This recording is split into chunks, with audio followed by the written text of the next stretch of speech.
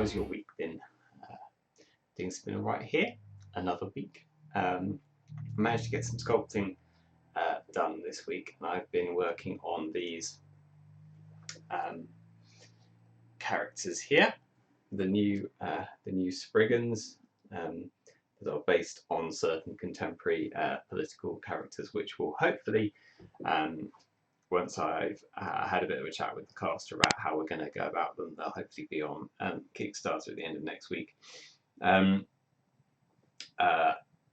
had a few people ask about whether I can do some videos. Big lorry, big lorry to go past something outside. Some people are asking if I can do some videos on playing games with woods, and yes, of course, I would love to. Hopefully, when lockdown is finished, we can get some games in and film those and show you how they work. But I thought what might be a good sort of segue into that is to do a few videos on building warbands, looking at the strengths and weaknesses of various warbands and how they work in the game, what are good things to include in a warband of that type, what are their potential pitfalls, and the kind of objectives that they're good at and things that they're not good at. I did one for Miniature Wargames magazine last year, so that was looking at the Fey Raid warbands, and since I'm doing Spriggans now, I thought I would start off by having a look at Spriggans in the game, and yes, looking at how I would go about approaching a Spriggan warband. They're one of the more curious, more interesting, possibly tough to use warbands. If you imagine having a warband consisting entirely of trolls, you won't be far wrong there. They're big, they're powerful, but they have some very particular weaknesses.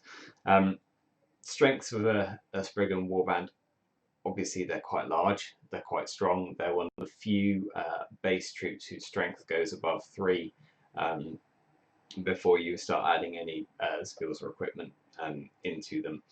Only in large form, because Spriggans have this weird quirk where they are giant during hours of darkness and tiny diminutive creatures during daylight hours. So that obviously plays quite heavily into the way that they need to be used in game.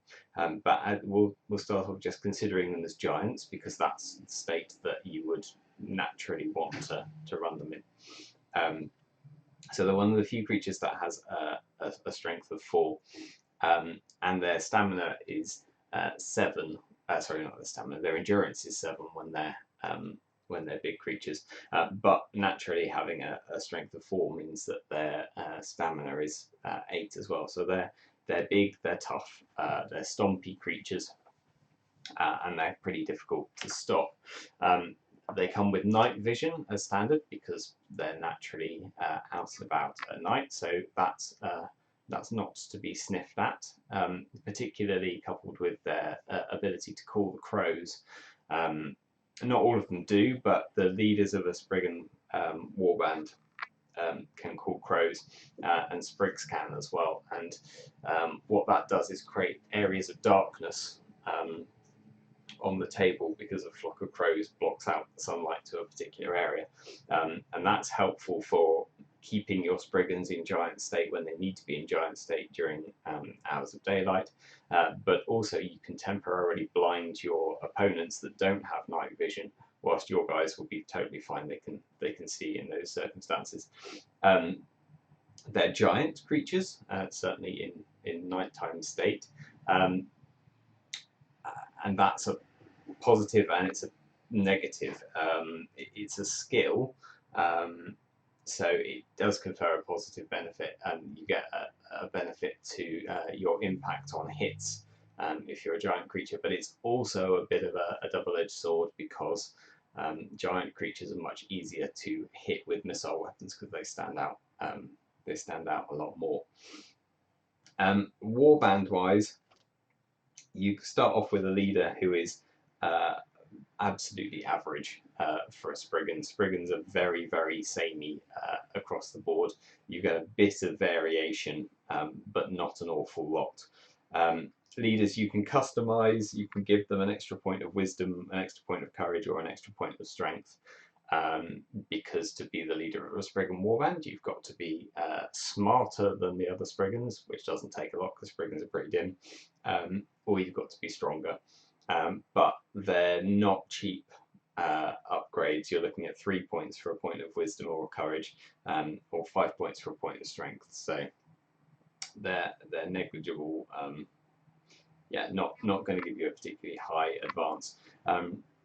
Then you're looking at Garns, which are the standard Spriggans. You're looking at Chorms, which are standard Spriggans, but with a benefit of the Will of Night skill, which means that they're able to resist the changing effects of daylight for a particular amount of time. Cowrie, who can have other bits of equipment. Mostly Spriggans are a bit too dense to know how to use equipment that's created by other races, but Cowrie, although they're mocked for it, they know how to use various bits and pieces. And Sprigs, which are perpetually small state Spriggans. I'd say that for the points balance, you're looking at 2 points more for a Chorm than you are for a Garn. And really at 22 to 24 points, if you've got 100 points to spend, you're only getting 4 Spriggans. You can take an additional 20 points quite cheaply for your leader, so it might be worth doing that. You could have a warband of 5 Spriggans, but they're going to be quite small bands.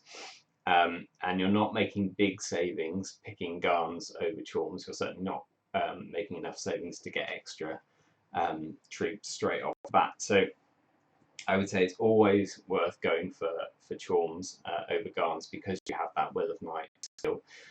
You have the ability to not be caught unawares by dawn coming.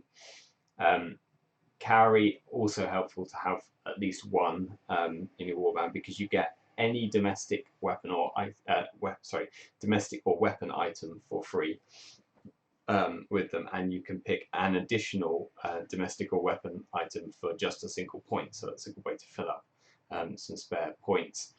And that kit is not limited to common items, because Spriggans are hoarders. They take whatever they can get their hands on. So one of the things that I think is quite fun is to take a Cowrie, and typically I would give them a cloak, because it's a domestic item that confers them an absorb save, and although they're pretty high endurance, if they switch from big to small form, they lose some of that endurance straight off, so you don't want to be suddenly finding that you're falling prone, having not taken any additional damage. So it is worth soaking a bit of damage on them, and cloaks will do that. But I think what's quite fun is to take a longbow with a Cowrie, because their perception and courage of 2 doesn't give them any disadvantage in terms of shooting, and having night vision means they can shoot even at night. They're not limited by their perception range. They're easily as good as a Tuatha with a bow, and a longbow, because the impact is equal to their strength plus a bonus, and they're getting an additional bonus to impact because they're giant. It actually makes a longbow in the hands of a Spriggan really, really devastatingly effective. You can typically take someone out with a single shot if it's on target. You could also give them a Norlock musket, I guess, to achieve the same kind of thing.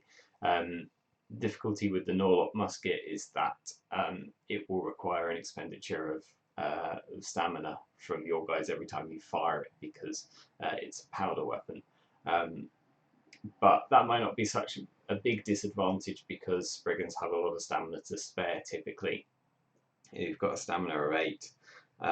Your agility is only 2, so you're not going to be doing more than sprinting, so you're going to have 2 free stamina. That being said, you will want to preserve quite a lot of stamina with your Spriggans, because firstly they're going to get hit by multiple opponents in grappling, in melee. But secondly, they are going to be, particularly being giant, they are going to be a target for missile troops. Things that you really need to watch out for when you're running a Spriggan warband are Tuatha warbands that have lots of ranged weapons, so they'll have lots of slings and short bows typically, which will do negligible damage.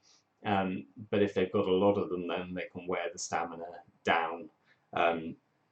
Then you're looking at going into a grapple with a finesse or a grapple score of 6, rather than going in with a grapple score of 14 if they had all of their stamina. So it's a big difference if they start getting hit by missile weapons.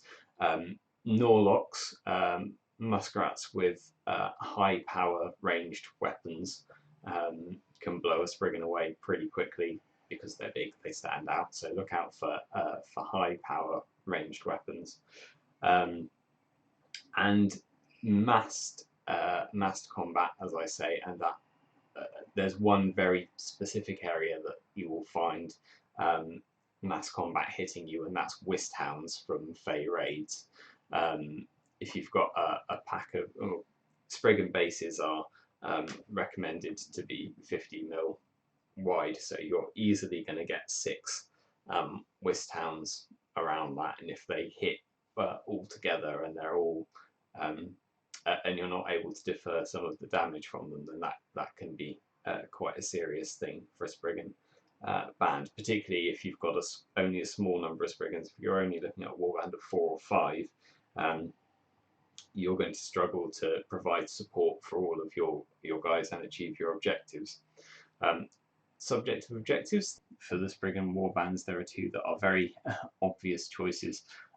Revenge and Steal. Anything that involves inflicting damage on your opponent is going to be something that Spriggans are good at doing, and running up to people, clubbing them, nicking stuff from them, and running off is very much in character. But there are a few things that they are actually quite good at, despite them not necessarily seeming like natural things for Spriggan bands to be doing. So Defile is you're looking at defiling objective markers by spending interact actions in contact with those, and because there's only 3, if you focus all of your Spriggans on going for those and they're close enough together, or they do one at a time and go around, it's unlikely that you're going to be stopped from getting to at least 1 or 2 of those objective markers. And because you've got that bit of excess stamina sat on top, you can spend stamina on interact actions without it causing a problem for reacting to other stuff that's going on. So that's a good thing to do with Spriggans.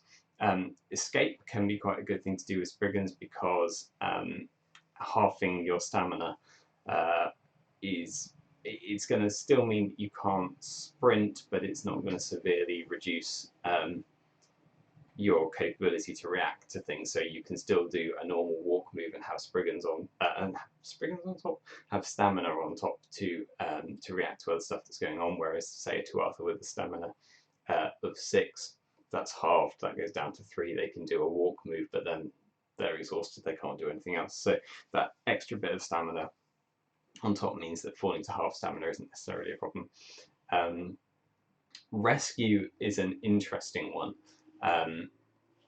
because it can be particularly good to play if you're running a campaign cycle and you're in an autumn season. So if you're in a season where it starts off light and it gets dark partway through the game, that can let you use the benefit of speed from having your small Spriggans on the board. They can run around, they can get into position, they can hide, and they can wait for it to get dark. Then when they grow into giant form, then they can launch their assault to rescue the captive. So that can be interesting.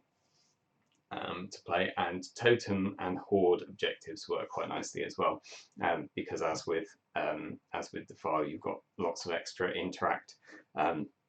It's not going to take a spriggan that long to dig up a horde item. It's not going to negatively impact a spriggan to be erecting a totem. They'll still have stamina to react to stuff around them, which other warbands would find that they would need to have a lot of protective cover around those models. But you do need to know that with a very limited warband size, each individual member is going to be more of a target than if you had a larger warband. Things they're not very good at doing, guardian objectives, because you only have a small warband, you don't have the number of troops to effectively deny an area to your opponents. Counting coup is not a good thing for a Spriggan band that is good at dealing damage to things. Trying to win combat without inflicting damage, not something that Spriggans are particularly good at. And observing as well, because of the low numbers, you're not able to get a very high tally on observing objectives, so keep clear of those. Objectives that Spriggans find it difficult to deal with from their opponents. If your opponent's attempting to defile things, although that's something that you'll be quite good at, naturally it's also something that you'll struggle to deal with because of not being able to be in lots of places at the same time. Horde and totem for the same reason, although horde is a bit easier because you can focus your concentration on that, but then it means that you're concentrating on denying your opponent points rather than scoring them yourselves. Guardians and rescue are also things that will require you to commit more troops to than you might otherwise want to. So they're things that can tie you down. Really, with Spriggans, what you're looking to do is to achieve your objective as quickly as possible if the game's beginning in darkness and you're heading towards light, or to delay your opponent from achieving their objective for as long as possible if you're waiting for darkness to descend, so that you can do what you need to do. That being said, there are advantages to having smaller Spriggans on the board.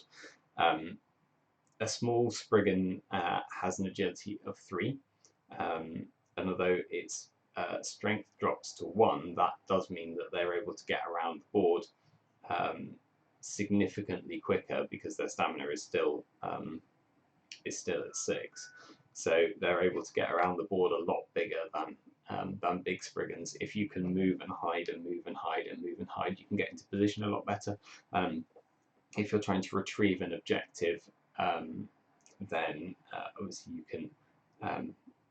you can hide and move around a lot quicker with that objective as a small Spriggan. So timing is quite critical for a Spriggan warband. You want to be always watching where the sun is, what the sun's doing, and that's partly why having Call the Crows is so useful, because you can suddenly make it dark if you need to react to a combat, or you can keep an area of darkness moving over a Spriggan that needs to be remaining large.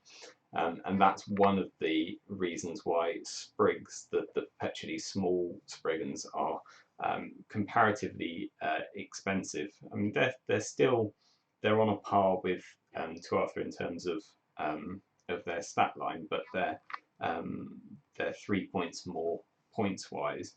And the reason for that is that they have this Call the Crows ability. So if you've got a Spriggan, a Sprig for each Spriggan, theoretically you can keep them all in areas of darkness, moving around the board, and prevent any of them from going small. But then you're spending points on small Spriggans in order to do that. So it's a bit of a balancing act, but there's definitely an effect that needs to be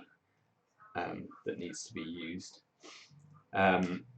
looking at other options for Spriggans.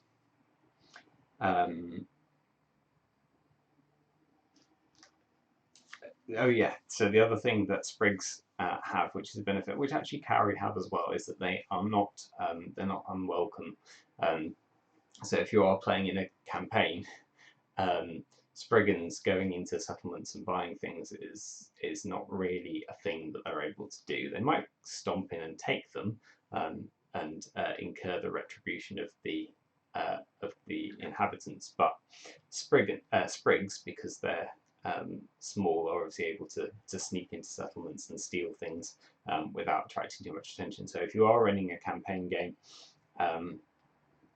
Sprigs are helpful for making sure that you can continue to acquire equipment and upscale your warband. Cowrie, because they're a bit more intelligent than the others, they're a bit more used to the dealings of men and other settlements. They are actually able to go into settlements and negotiate. So if you made sure that you've got a Cowrie in your warband, you don't necessarily have to have Sprigs alongside, but I would recommend taking at least one of those things. So I hope that's been helpful if you're going to start building Spriggan warbands. As I say, these guys will be hopefully up and on Kickstarter at the end of next week, so hopefully you'll be interested in them. And if you have any warbands in particular you'd like me to mention next week, just put a list in the comments and we'll have a look at what's a popular choice. Okay, see you then.